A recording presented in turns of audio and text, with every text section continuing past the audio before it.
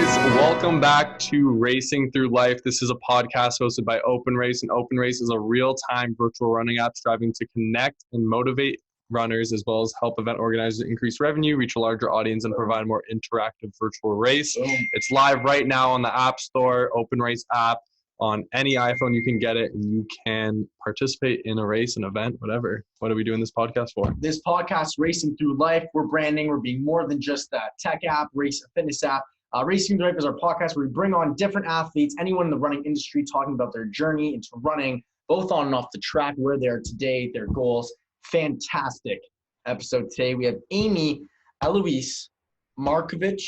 Hope I said that name right. Eloise. Absolutely incredible professional runner for Reebok XC runner. She's going to be training for this upcoming Olympic trials. Wants to get a spot there. She's studying for MBA with a focus on environmental sustainability. Great episode today. We talk about her journey on and off the field, growing up. Let's welcome Amy. Let's go. Hey, how's it going? Hey, how are you? Good. How are you? Sorry, what's going on there? Just having a little difficulties I'm blending into the background. How's it going? How's Amy? How's COVID life, Amy? Pretty good overall. I think being able to have some really consistent training and everything. So there's definitely been some positives outside of COVID as well. On our end, even though obviously it's really disappointing not to be racing as much. But whereabouts you calling from? Sorry? Whereabouts are you calling from today? I'm in Charlottesville, Virginia. Nice. Is that where you grew up? No, so I was born in England and then grew up in Washington State. And then I moved out here in 2017 to train with the Reebok Boston Track Club, which trains in Charlottesville. Nice. Awesome. That's so cool. How was England growing up? Yeah. I kind of like being from like a different country. It's cool to always see how it was growing up there. Yeah, so I moved when I was really young, so I didn't actually spend much time living there, but Okay. I went back most summers and Christmas and Yeah. that sort of thing, so all of my extended family is still back there. Nice. Okay, nice. And it says here, you noted that you started running really very young when you were 6. That's when you got into running. How did that come to be? You don't usually see too much kids growing up that quickly into running. Yeah, so we have a family friend who her daughter was quite a few years older than me, but was going to her club practice, and I just went one time, and then I just kept going. I just liked it, and I never really explored any other sports. Okay. When I was younger, I didn't do soccer or anything like that. So, I just started going to club practice, and I liked it. And my mom used to run when she was younger too, so kind of encouraged me to do it. Awesome. What did you start out running in, and what did your mom run? So I started out running lollipop 50s because I was that young, where you'd run 50 meters and you get a lollipop at the end. Oh my God. Yeah. So I started out running more 200, 400, that sort of thing. And then just gradually moved up in distance. Yeah. My mom used to be a sprinter when she was younger. Okay.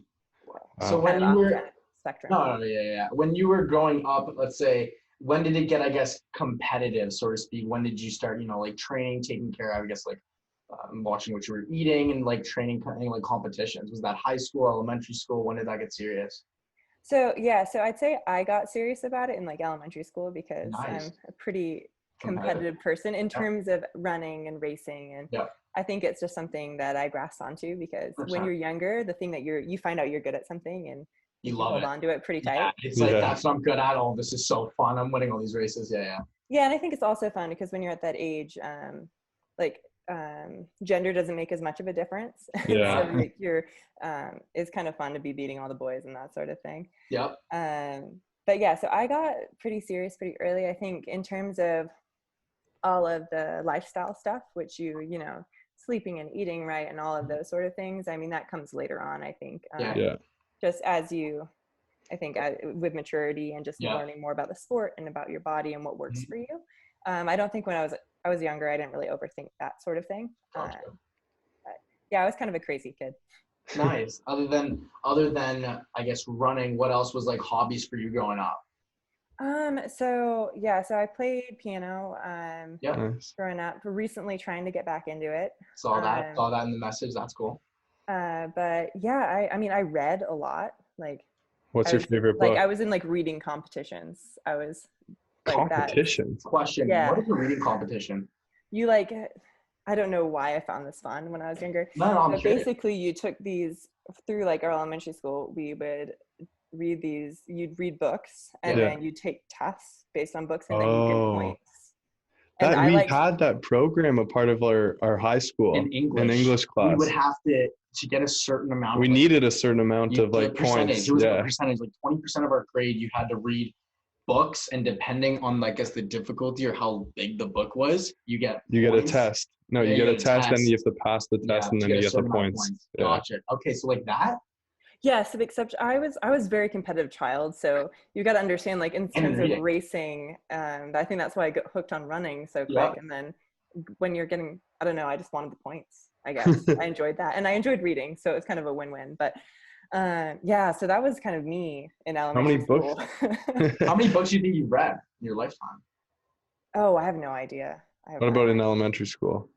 Just a lot. Like A lot. I remember the librarian had to like get more books. Like, things like the library. I like, yeah.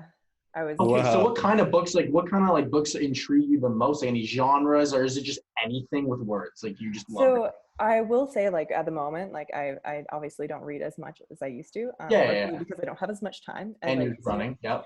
But I feel like anything. I'm interested in, obviously, like I really like fiction novels, and I really like kind of mystery novels, thrillers, and that sort of thing. But I also like kind of like memoirs and just anything to do with what I'm interested to, whether that's like to do with the food system or if that's to do with like runners that have written books and that sort of thing. So I'll try anything.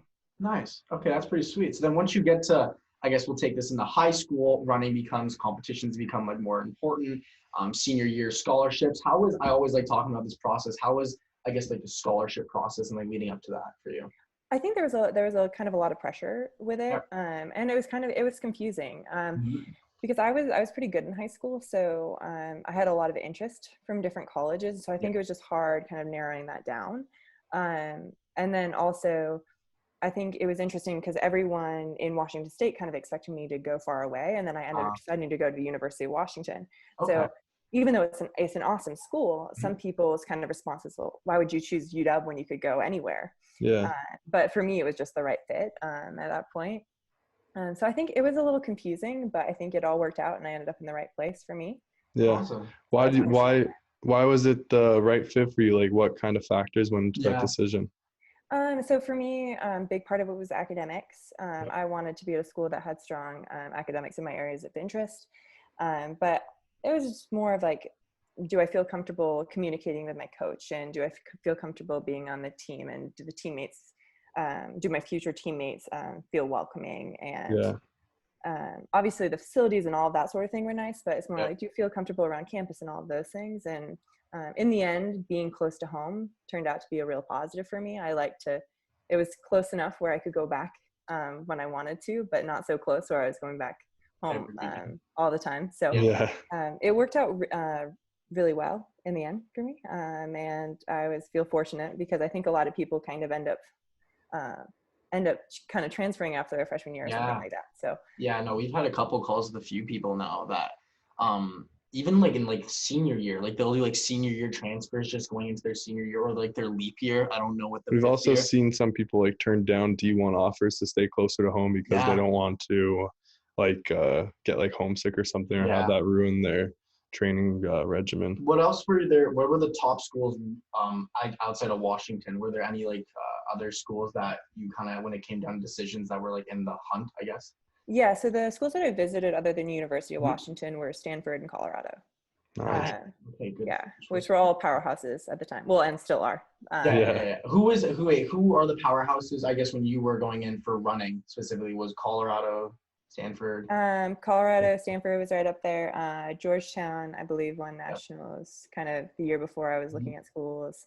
I mean, Oregon's always good. You know, there's a lot of top. I was kind of looking a lot of the Pac-12 personally, because just being on the West Coast, that's what I was kind of more familiar with. And I knew I kind of wanted to be part of a big school where and part of a really good team. Like I wasn't necessarily wanting to go to a school to be kind of a standout on a really small team. I definitely wanted to be on a really good team where there was a lot of people who I could, would push me, but also I could chase and learn from over time. So that's just kind of how, what I ended up narrowing down to. And they also weren't too far from home. All of them were a pretty easy trip. So.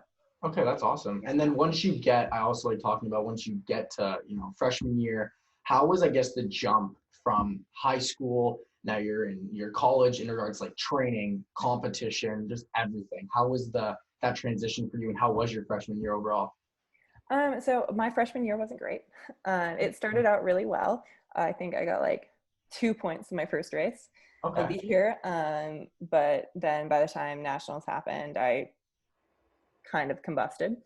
I think part of that was just kind of going from being from a small town and being a standout, and then going into a big group of women who have had, maybe up to 5 years to get to where they are. If you come out of high school and you try to jump into that and kind of want to be the best of the best and try to skip steps along the way, it's never going to end well. And part of that is definitely on me in terms of a communication standpoint, right?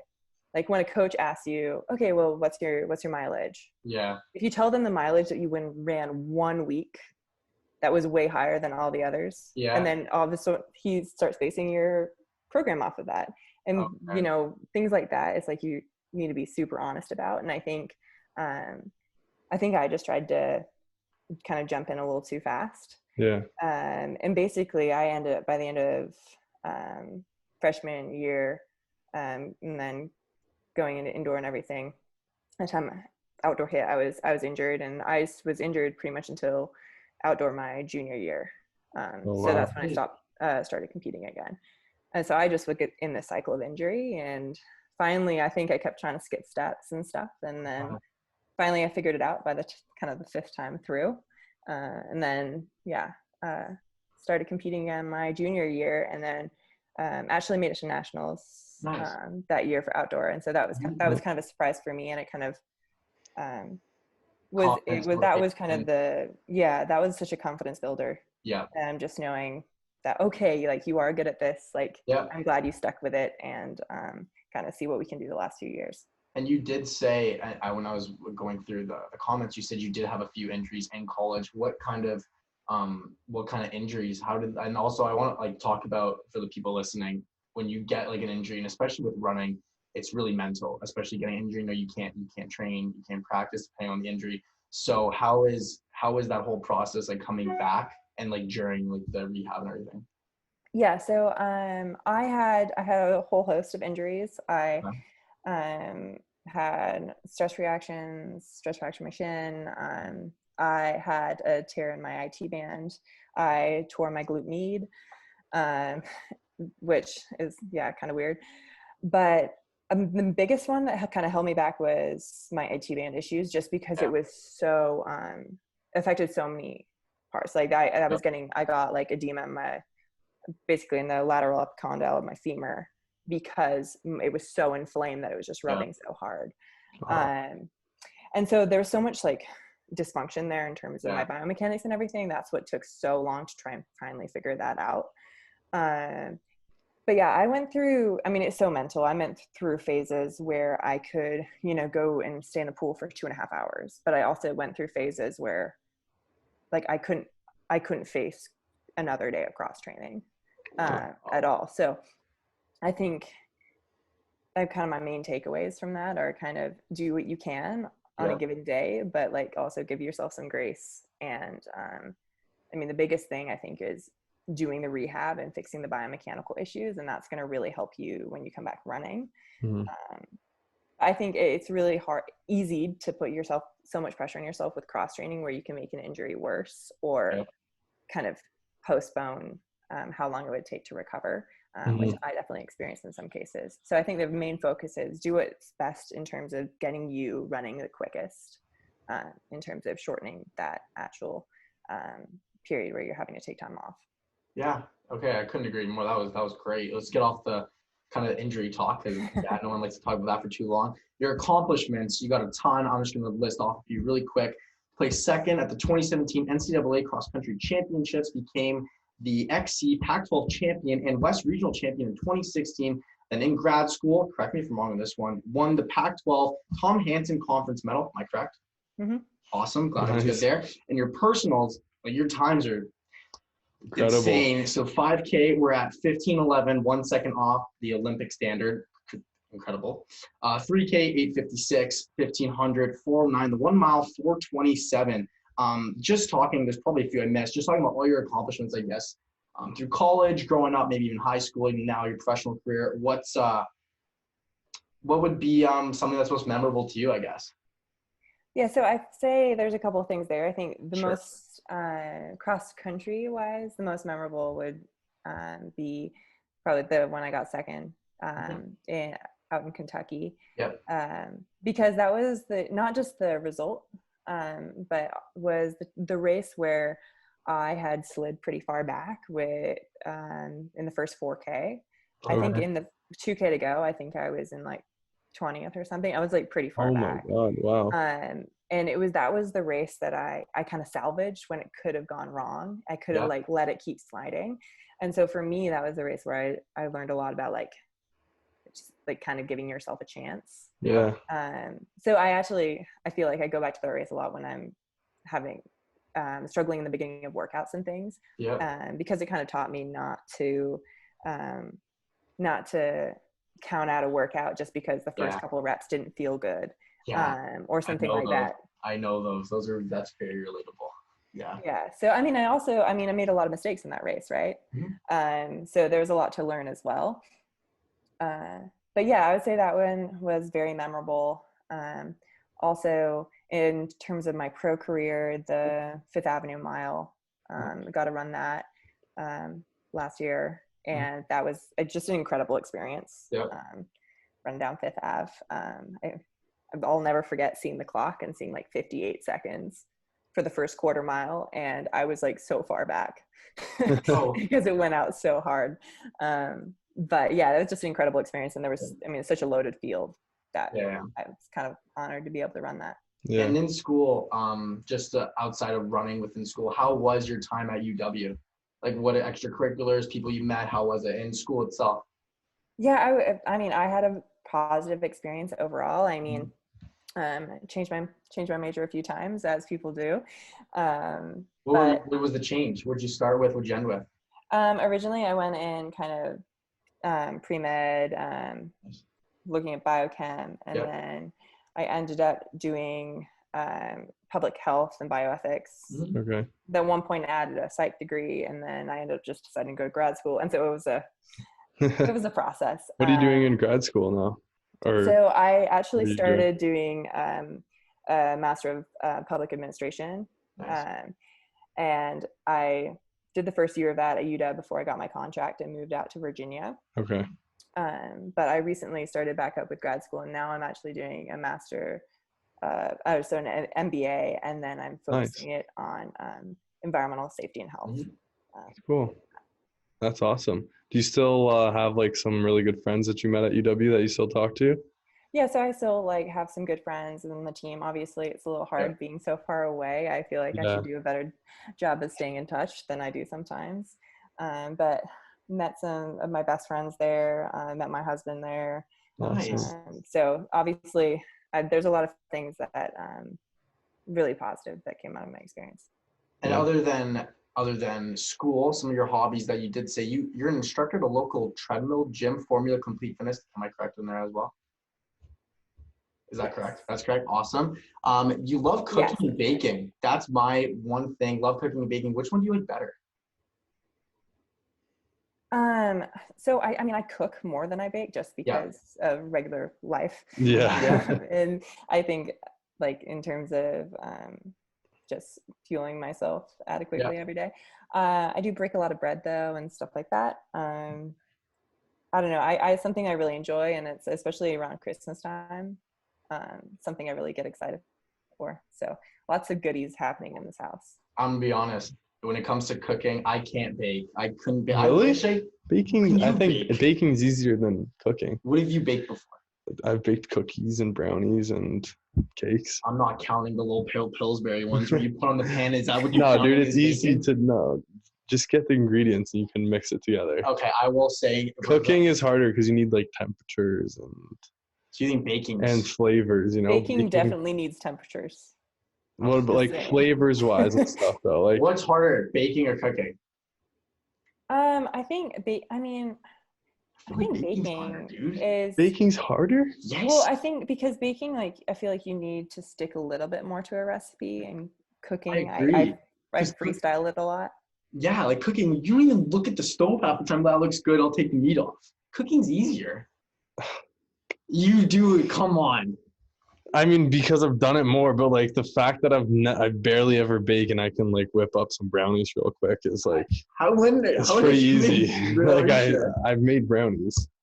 Damn. It's just like you mix some flour and stuff together, you know. Hey man, what's your favorite thing to bake? The thing I make most common is I like sourdough bread. Okay. Nice. That's kind of what I make the most. Nice. I feel the only thing I can make a really good grilled cheese. Like that's probably like my go-to. I can make a mean grilled cheese. Other than that, and I cook chicken well. I can say confidently, I'm confident in my chicken. That's it for me. Chicken and grilled cheese.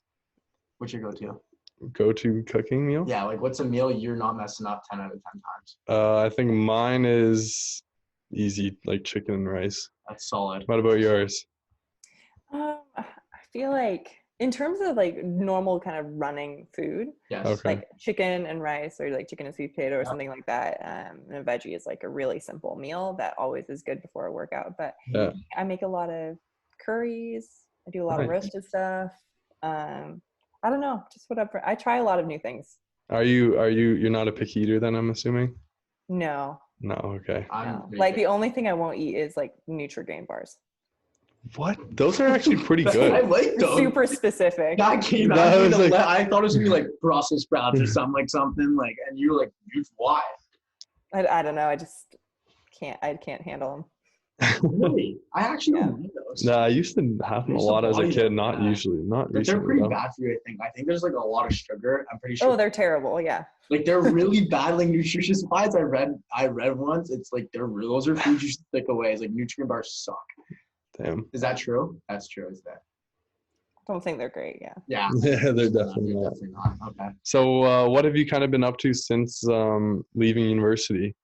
What has your time been since then? I mean, a lot of my time's in training. Yeah. Moved out here to run professionally, so I give myself a shot, and so a lot of time training, for the most part, especially recently. I feel like it's one thing that's been really nice about actually not racing, as much as I miss it. Yeah. Not having to travel and disrupt your training schedule with like tapering for certain races and things has actually like allowed you to kind of get a certain level of consistency that in any normal year you can't have unless you just decided to take a year off and just train. Yeah. Which we can't afford to do.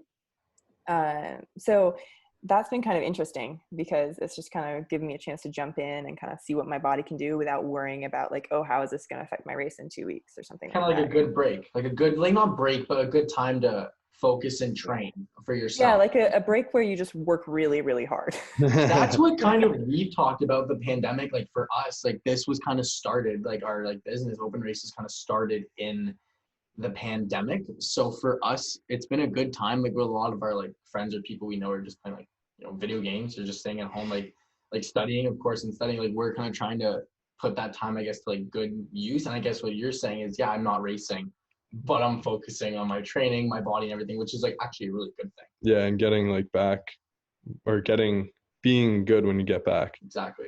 Yeah, I think that's one thing we talk a lot about on the team, and just like we kind of have to remind each other and remind ourselves is, you know, this is going to pay off down the line. And even though I was able to do a few races this year, nice. Collectively they weren't great. Yeah. I think partially just because it's the type of thing where you didn't really know if they were happening. Yep. So then like a week out, 2 weeks out, you're like, okay, we're going to try to get a little race ready. But it made it really hard to plan, right? Because you couldn't really enter true like training cycles with quite as much purpose. Yeah. But even though the actual races I didn't go as well, I think it's really important to remind myself that all the consistent work I have been doing over this period is gonna pay off when I actually do get into a consistent racing season. Nice. Yeah. Next year. So is the next thing you're looking forward to is the Olympic trials, or has that happened already? So that's the next big thing. There's hopefully going to be races before that. Okay. I know that British Indoor Championships is likely going to happen, so Nice. that's kind of on my schedule for indoor season. I'll hopefully get in a good 3K there, and hopefully a couple races before, but we'll see kind of what happens with the world in between now and then. But really, the focus is on outdoor season and the Olympic trials and getting my Olympic qualifiers before then. Obviously, I'm pretty close, but 1 second off doesn't cut it. Yeah, that's true. That's crazy. That's a good. That's fast though. Like that is incredible. 15:11. That's nuts. Yeah. Like when I read that, I was like, what? That's like, what's your, I guess, best distance or favorite distance to run? That's a good. So it's been the 5K. I would say is my best distance. Indoor or outdoor? Or outdoor. So my 15:11 was outdoor. I've actually never. So I've only raced one indoor 5K. Okay. But yeah, so 5K I would say was my best distance. I'm kind of excited because we've been discussing trying to 10 this year. Nice. Just really curious what I can do. I think I was curious about it just off of the strength work we've been doing and because my long runs and things have improved a lot. So I was curious about it, and then I saw the crazy results from the sound running meet this past weekend, and it just made me even more curious what I could do. So I was definitely inspired by the race results this past weekend. Nice. What was the result? In California, with a crazy number of people ran the Olympic qualifier and the Olympic trials qualifier in the 10K. Okay. Yeah, it was crazy. What's your training split right now? And I guess workouts and number of days a week, each day, kind of how is tell the viewers more about that. Yeah, so I'm in a very high for me volume phase at the moment. I don't hold this forever. It's kind of like an periodic. So I'm basically holding this until the week of Christmas, and then I'll come back down a little bit. So I'm currently at 85-ish, a little over miles a week, which is a lot more than I have done previous years, but we've gradually built up to it. And I'm doing that most time. And now if I'm doing 85, it'll be in 7 days, sometimes 6. Take a day off if I need to.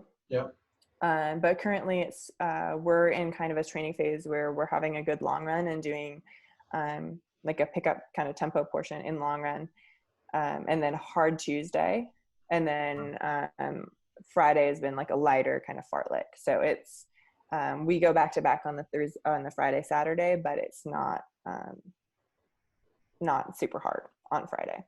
But other than that, it's just kind of a lot of volume at the moment, which we can do is kind of the only time of year when you can kind of get this volume in. And you'll notice a lot of pro athletes right now are doing that because they're trying to prepare for indoor, outdoor. If they start racing, you can't get away with running as high mileage. Yeah. And you said you're going to be doing this high volume up to Christmas. Do you have any plans for the Christmas break and New Year's break? Yeah, so I had booked flights to go home Nice. see family, but we have canceled them. Because of COVID, and we didn't want to. We were just afraid of getting family sick and all that sort of thing. So me and my husband are going to have Christmas here. Hopefully, try and make it festive, eat a lot of good food, and kind of make the most of it. Probably spend a lot of time on Zoom, but not ideal. Is this the first Christmas in a few years that that you're not going to be going back home? So the year that we moved here, we didn't, because we moved here in October, and then there was just so much happening, we didn't end up flying back, and flights were super expensive and all that sort of thing. So that year we decided to stay out here as well. So it's kind of the second time we've done it out here in Virginia. When was the last time you've been back home? Sorry, I don't know if you've already asked that. So the last time I went back to home in Snohomish, Washington, was last Christmas, I believe. And then last time I went home, England home, was before that actually, because I didn't go this summer for training. So because there was no meets or anything. Yeah. So it was before that. So it's been a while since I've seen it in my family back home. Oh, okay. Well, what's your short-term, long-term goals? I like talking about like people's goals and like their vision for the future and stuff like that. You can talk short-term the next year or two, and then long-term maybe like 10 years from now. Yeah. What are you doing? Both running and off the track as well. Yeah. So in terms of in the next year or two, I mean, the goal is to get 2 Olympic qualifying times and go to the Olympic trials and give myself a shot to make it. I mean, that's the big goal, and that's the reason we do this. Same thing kind of with world champs and things like that. I mean, I think you talk to any pro runner, they're going to kind of give you that answer probably. Yeah. But that's a short-term goal, and I'm kind of all in on this. But in terms of long-term, kind of outside of running, I'm really interested in working in like business sustainability and things like that. So I'm doing my MBA now to kind of set me up for a career post running as well, because I don't want to kind of have that period of influx, which I think a lot of people experience after they kind of step away from running. If you don't want to coach, which I'm personally not super interested in, some people kind of don't know what to do. And I've heard it's kind of a confusing process. So I'm trying to prepare for that right now as well. Yeah. That's good that you're looking that far in advance as well. I have a question about running. So you've been you probably one of the guests that have been running like the longest. Yeah. So you've been running for like at least 15 years now. Have you felt like any sort of like burnout, or you still like love the game? Tell us about your thoughts of that. Yeah, I think I definitely felt the burnout, but it was during my period in college when I was injured. Okay. So that was, I think, kind of a multitude of things. It was the fact that I was injured and not being able to experience running. And obviously you go through phases where you really miss it, but there's also phases where you're like, I didn't think I was necessarily going to run without pain again. So it's kind of, I went through a phase of, is this worth it? Yeah. I think it was also part of it was, I mean, I was good at running as a child and through high school. And so it was almost something like people expected me to do it. And I think there's definitely periods where I went through the motions a little bit just because it was what I had always done. And I didn't know it's what people expected me to do. And I didn't know kind of what other options even were in some ways. So I think kind of that hit all at the same time in college. But coming out of that and making the decision, yes, I really want to consider pursuing this. I'm not done. I mean, that's why I'm running pro right now, is because I wanted to find out what I could do. And I didn't want to be looking at race results for the rest of my life thinking, okay, like, well, if I had kept running, what would I have done in this race? Like, what could I have run? And I knew I wouldn't be able to leave that behind. So definitely went through phases, but definitely not feeling any of the burnout now. So that's good. Thing. Yeah, because as much as like the injury was kind of like a setback, it kind of felt like afterwards as like that second motivation kind of thing, right? So it's like you got through that, and now you're like now on a new kind of high and a new road. Yeah, and I would say that obviously being injured is never a positive thing, but I do think that most people go through an injury at some point in their career. Because there's always things that we can be doing better, whether that's nutritionally or like in terms of preventative rehab and things like that. 100%. And so I'm glad that I went through that process, kind of figuring out what I could do better in college, because I think now that my career is depending on it, I think that would be so much more devastating. And I think the fact that I went through that, then I could build a better foundation for where I'm at now. So I think there's positive and negatives. Yeah, for sure. Because we've talked to a lot of different runners that started out in in football as like a running back, wide receiver, and then they were good at track like in high school, or basketball, or basketball too, and then they just running kind of came in like to their lives kind of like unexpectedly. So through freshman or like senior high school, like I'm talking like grade 8, grade 9, some even like junior, senior, like they just were fast. they couldn't do like football. Someone got a hand injury. I can't remember who it was. They had We an haven't injury. posted it yet. Have not posted it yet, thank God. But he got a hand injury, and he was going D1 for football, lost his scholarship midway senior year, and then hopped on a track, and then he became like a track star. So it's crazy. When I was reading your email, I was like 6 years old. Like I like just haven't talked to anyone that's been, I guess, in the running game for like so long. Yeah. It's crazy because I remember being at practice, and I remember running when I was little, partially because I was pretty good for my age. So I think it was fun to surprise people. Mm-hmm. But I actually don't remember starting running. That's how young I was. Like, I don't have a specific memory. Wow. Of it. Like, even I remember my first elementary school race. Yeah, I did too. Like in grade like 5. Yeah, because really? 6 years old is even younger than that. Yeah, 6 is kindergarten. Yeah, grade 5 was or grade 4? Grade 4, I think. No, the first cross country race. Mine was grade 6, I think. Yeah. Wow. That's cool. Crazy. That's cool to think. Oh. Do you have any like tips for young runners like that to stay motivated or to continue kind of like working hard to get to where you're at right now? I think it's I would just say listen to your body. Kind of listen to your mind and just give yourself a break if you need one. Yeah. Because if you're feeling burnt out, it's usually because you need to take a step back, either physically or mentally.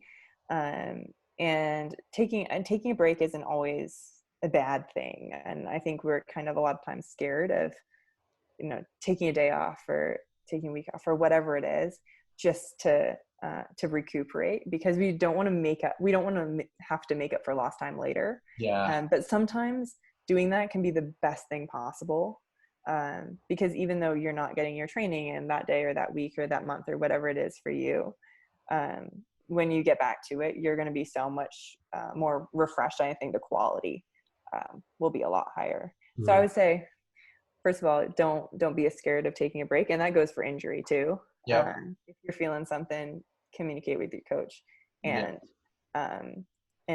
taking a few days off can sometimes prevent taking a much longer period off later, because an injury gets worse. So I would say kind of those two things. Just give yourself a break if you need one, and kind of keep checking in with like how you're doing mentally as well. I couldn't agree more. Those are two things that I think a lot of runners and athletes don't. I guess maybe it's society, like people like to say like, don't take no days off. Like that was like a trend for a little bit where people are emphasizing like always work. But I think at a certain point you do have to listen to your body and make sure nutritionally you're doing the right things, physically getting enough sleep, making sure you're just resting enough and your body feels good. And I think a lot of people, even if they feel like a little tweaked, like they'll be like, oh, I'm fine, and just like shrug it off. Do you know what I mean? Especially like high athletes, they'll be like, oh, like, I'm okay, like I can shrug it off, but I've ran through this before, and then it hurts them in the end. So couldn't agree more. Amy, this is a fantastic podcast episode. We have our last little segment, which we do with all of our guests. We do a little speed round. So we're going to kind of give you a little bit of like rapid fire. First thing that comes to your head, think of it. And the last one's a little more sentimental. You can take time to think about it because it's a great question. And okay, you ready for this? Okay. All right. Oh, we already asked that one. I think we asked bake, but not cook. Okay, what's your favorite thing to cook? No, I think we did. Like curry. Okay, you're up. Nice. What's your favorite sport other than cross country or track? To do personally, cycling. Nice. That's a good one. Favorite food? Cheesecake. Nice. Favorite ice cream flavor? Chocolate. Something chocolate. Okay. Wait, what kind of cheesecake? Like a New York cheesecake with a chocolate ganache on top. Nice. Good answer. Favorite movie? Oh, don't have a favorite movie. That's going to make me sound terrible. I don't have one. Come on, man. Come on. Okay. Favorite show? Also don't really have a favorite show. The Great British Baking Show, I'm obsessed with. Favorite book? That's also really hard. I'm not good at favorites. Wow. Hundreds, dude. Favorite book? That's like, are you kidding? That's like a stressful question. Yeah, okay, let's get off the book one. Okay, cats or dogs? Cats. Okay. Sweet or salty? Salty. Okay. If you could travel to one place before you die, where would it be? Thailand. Nice one. Why? Okay. Have you been there before? No, I haven't, and I really want to. Okay. Nice. Plus, I really like curry, so. Yeah. Yeah. Awesome. This one's a little longer. You could take some time to think about it. If you could have dinner with one person, dead or alive, who would it be and why? That's probably my grandpa, Nice. who had passed away a few years ago. Nice. Just like to spend more time with him. Yeah, Awesome. that's fair. That's an awesome answer. Couple little promos we'll do. You're a sponsored athlete with Reebok. Also, guys, check out on Instagram at formula_complete_fitness. And check out Amy at Amy-Eloise M. Did I say that? I hope I said that. I do not think you said that. Eloise. Eloise. That You was. made me sound fancy, though. I'm so sorry. I thought there was a little French background. I'm so sorry on that. Amy at Amy-Eloise M on Instagram. Amy, thank you so much. This was a fantastic episode. And keep training, keep killing it. We're really rooting for you over here in Canada. All right. Thank you so much for having me. Thank you. Pleasure. Thank you. Have a good one. Bye.